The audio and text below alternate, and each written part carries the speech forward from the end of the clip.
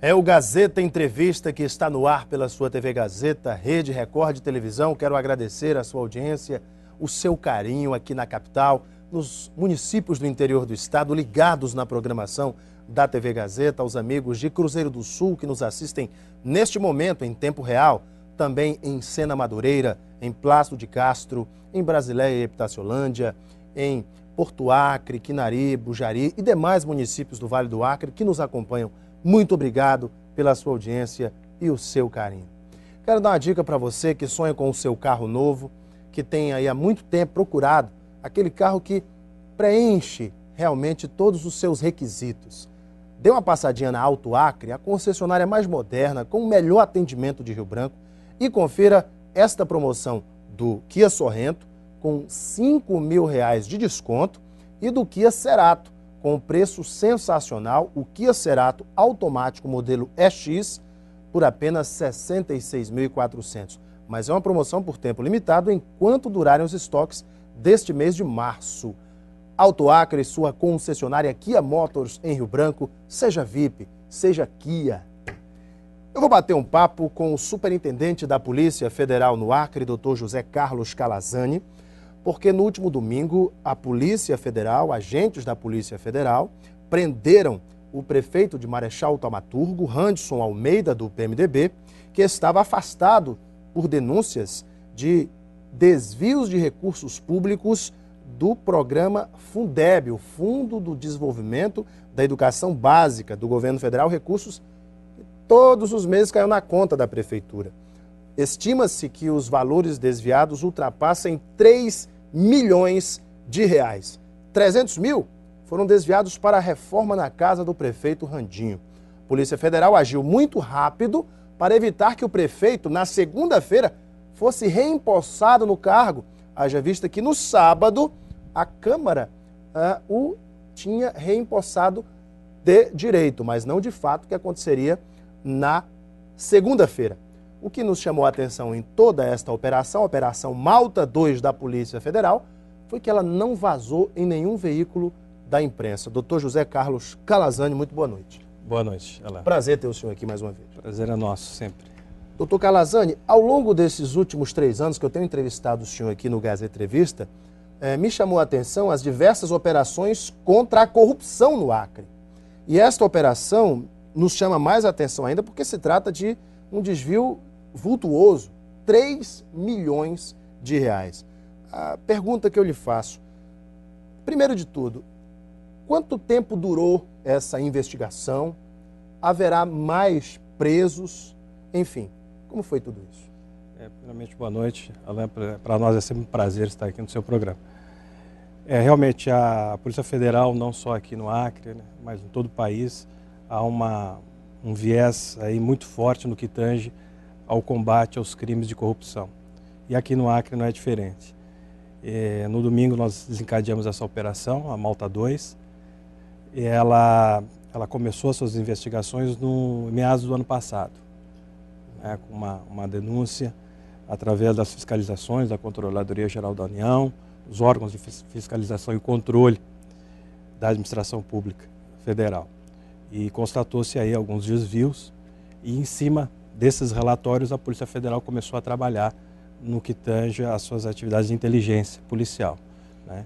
E aí ensejou aí no final nessa operação com a prisão em flagrante do prefeito de Marechal Thaumaturgo. Você falou meados do ano passado, então cerca de 8, 9 meses de operação só de investigação. Mais ou menos.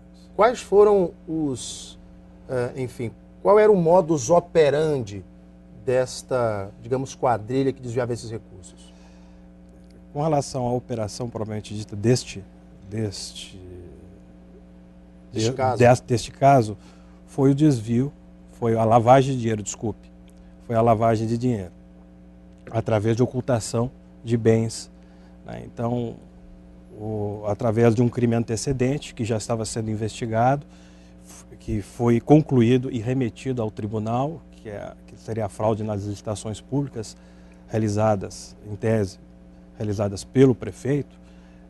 Essas foram a primeira parte da investigação que ensejou, inclusive, na conclusão do procedimento investigatório e, por sua vez, a sua remessa ao tribunal, que já está lá em fase conclusiva.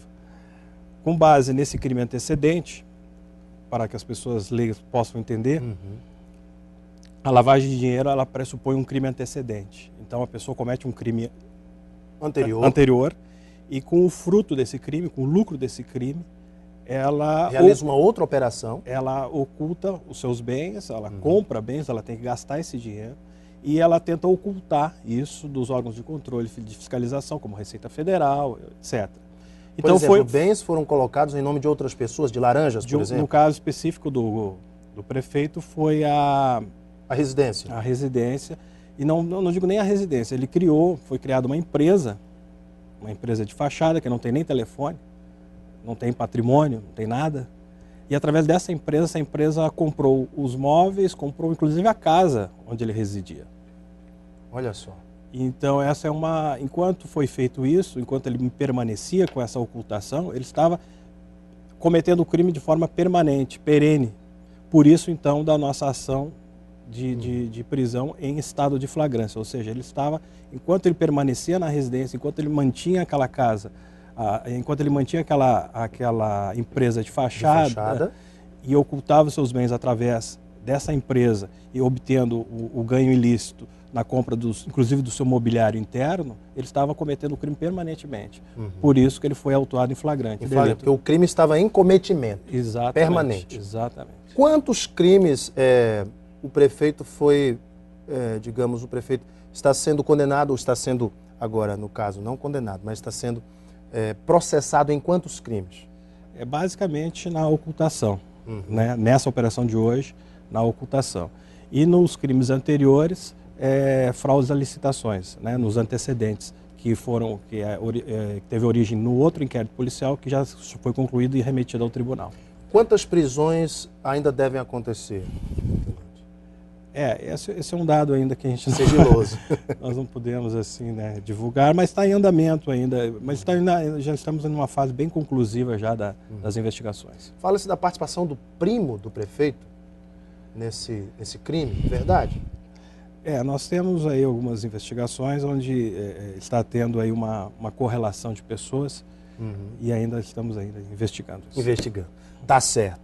Questões que a gente tem que ter até cuidado para não atrapalhar as investigações. Doutor Calazani,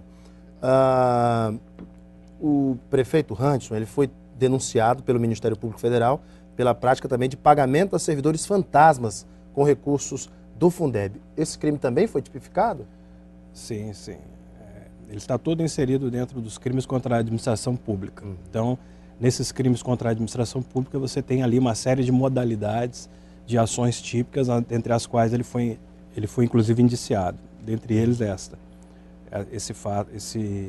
essa ação aí de desviar. Porque dentro do crime de ações contra a administração pública, você tem inúmeras modalidades e ele, infelizmente, se encaixou em várias delas.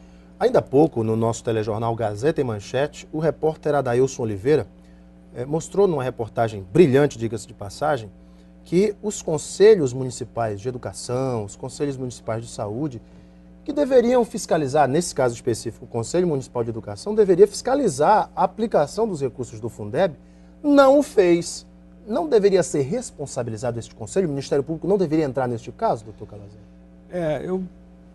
Com relação a essa questão, realmente nós não temos como opinar, uma vez que trata-se de órgãos de fiscalização e eles têm os seus mecanismos de controles próprios, né? Mas que é uma interrogação. Sim, sem dúvida. Né?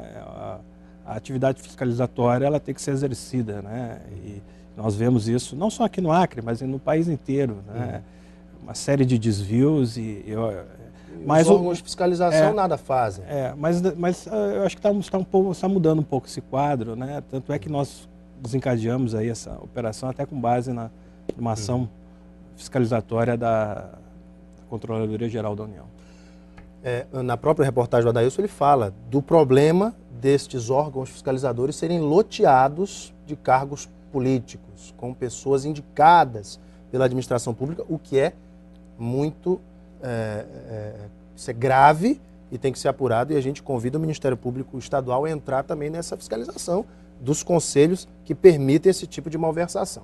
Doutor Calazani, agora o que me impressionou também foi, como falei no início, essa operação não vazou. A Polícia Federal manteve o sigilo absoluto e, até o fim, a operação foi altamente sigilosa. Como é que vocês conseguiram isso, doutor Calazani? Isso é uma, vamos dizer assim, uma característica da Polícia Federal, né? Em todas as nossas ações, nossas operações, nós temos assim um cuidado muito grande com relação ao caráter sigiloso da operação, desde quando se começa a investigação até na sua fase final, quando é desencadeada propriamente dita, com os cumprimento dos mandados de busca e prisões, quando se tem isso. Então é uma característica da Polícia Federal esse trabalho de inteligência, um trabalho que nós dizemos assim, compartimentado, né? Então nós fazemos uma compartimentação, é um termo que nós utilizamos muito, a compartimentação das ações, né? Gente, o doutor Calazani está encerrando a sua gestão na Superintendência do Acre. A presidente Dilma assinou decreto presidencial, o nomeando para assumir como adido policial na Embaixada Brasileira no Peru. O doutor Calazani deve embarcar para Lima nos próximos dias. E eu gostaria de conversar sobre esse tema, doutor Calazani. O senhor está, na verdade, sendo também premiado, porque essa nomeação também é um prêmio. É difícil falar sobre si mesmo, né? Mas eu entendo que, pelo menos na minha ótica, eu fui premiado com essa indicação e essa nomeação através do decreto da nossa Presidente da República, onde eu fui nomeado adido policial na nossa embaixada aqui, vizinho aqui no Peru, né? Vamos continuar próximos aqui. Então, isso eu devo, né, e já de antemão, já antecipando os agradecimentos finais, mas agradeço muito ao Estado do Acre que me proporcionou, né, essa oportunidade de representar aí o nosso país, né, a minha instituição, a Polícia Federal, e o nosso país dentro da nossa embaixada aqui no Peru. Mas eu vou dar uma paradinha para o intervalo, que eu volto para o segundo bloco, vou continuar essa conversa com o doutor Calazani, até porque vamos fazer um balanço dessa gestão do doutor Calazani à frente da Polícia Federal aqui no Acre, principalmente no que se refere a orçamento, tecnologia, controle da fronteira, combate ao tráfico de drogas e muito mais. Vou dar uma paradinha para o intervalo, doutor Calazani, tá bom? Vamos lá. Logo após o intervalo a gente volta. Eu espero você. Até já.